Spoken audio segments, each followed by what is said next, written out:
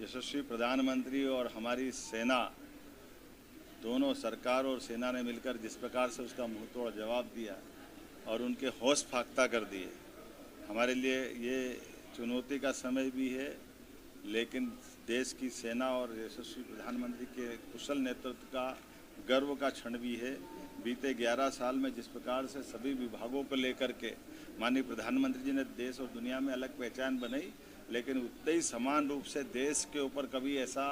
दुश्मन कोई हमला कर दे तो देश उससे निपटने में आधुनिक टेक्नोलॉजी के माध्यम से कैसे सफल हो, इसका उदाहरण हमने सबने देखा। दुश्मन ने कोई कसर बाकी नहीं रखी, चारों तरफ से पंजाब, राजस्थान, जम्मू कश्मीर, हरियाणा, हर तरफ से उनने अपनी सारी कोशिश कर ली, लेकिन हमने सबने देखा और दुनिया को दिखाया माननीय प्रधानमंत्री जी ने अपने माध्यम से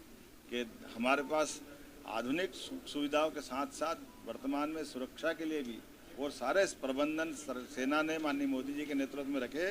जो विकासशील देशों में कभी इजराइल में, अमेरिका में ही देखते थे, वो सब हमारे पास है। हम सब अपने आप को अगर महफूज रखे हुए हैं तो अपनी सेना के और वर्तमान के इन संसाधनों के बलबूते पर हैं। मैं माननीय मोदी जी को धन्यवाद देना चाहूँगा, माननीय रक्षा मंत्री, माननीय गृह मंत्री, और इसीलिए हमने अपने प्रदेश के स्तर पर भी इस वर्तमान हालात में भारत सरकार के निर्देश के आधार पर आज सुबह ही मैंने मीटिंग बुला ली है और हम अपने प्रदेश के भी नागरिकों को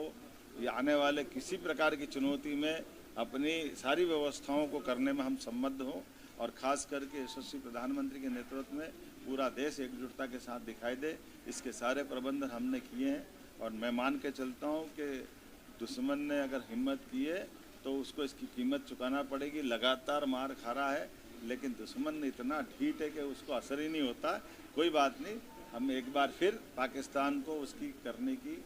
कीमत चुकाने के लिए मजबूर करेंगे। मेरी अपनी ओर से सेना के इस शौर्य और पराक्रम की माननीय प्रधानमंत्री जी और सेना सभी को बधाई।